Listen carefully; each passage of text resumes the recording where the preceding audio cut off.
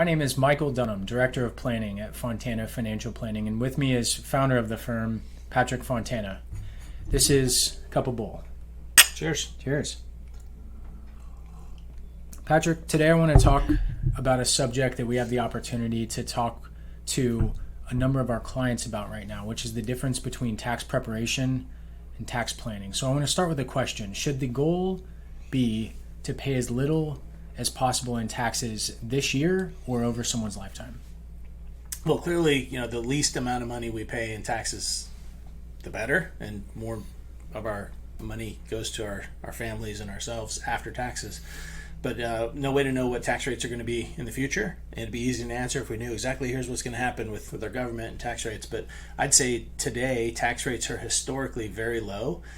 And if we look at the little tax chart that we can put up on the screen, it shows single on the left side, married on the right side, and what the kind of breakpoints are.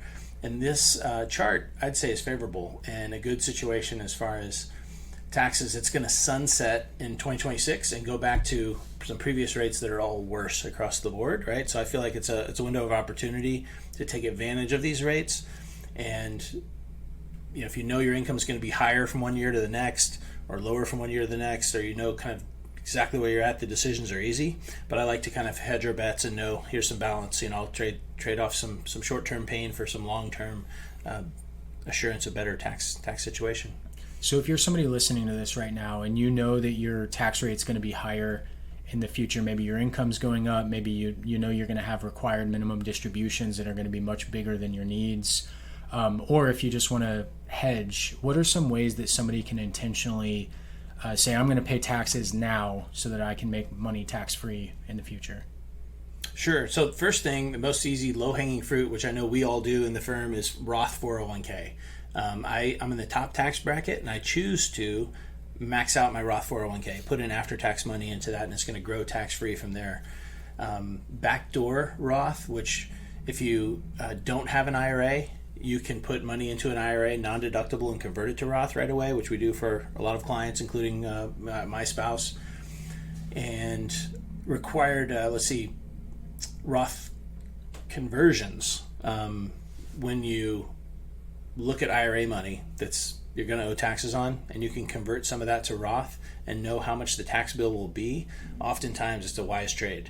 And doing that benefits you for the rest of your life. And then when you have 60, 70-year-old couple that's on the married side of the equation, eventually one of them is going to be on the single side, those tax rates jump up a ton.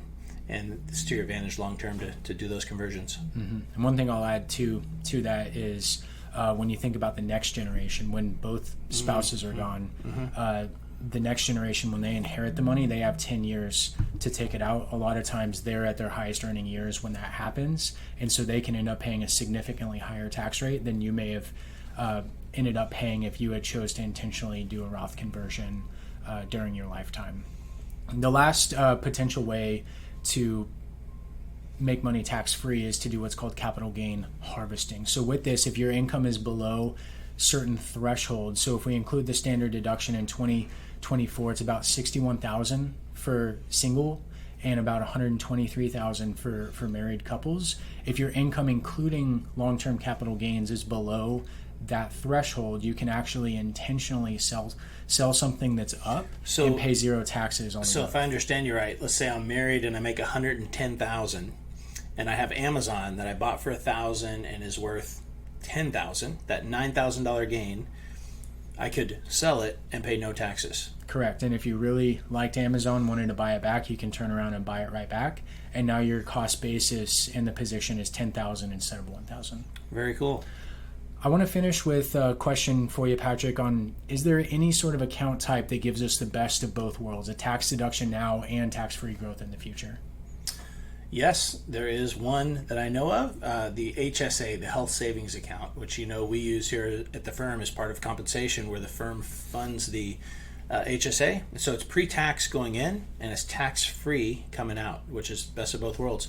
The numbers for family are a little bit higher than single, but that's a decent little chunk of money that you can put in there. A lot of folks spend their HSA. I know you and I both invest it, and that's a way to build up a tax-free health savings account that you could either endow your healthcare for later, or at some point you could reimburse yourself for healthcare expenses. So I found it to be a powerful tool, and I know we've both been investing our HSA money for a while. Awesome. Well, thanks for joining us again. This is Cup of Bull. Cheers.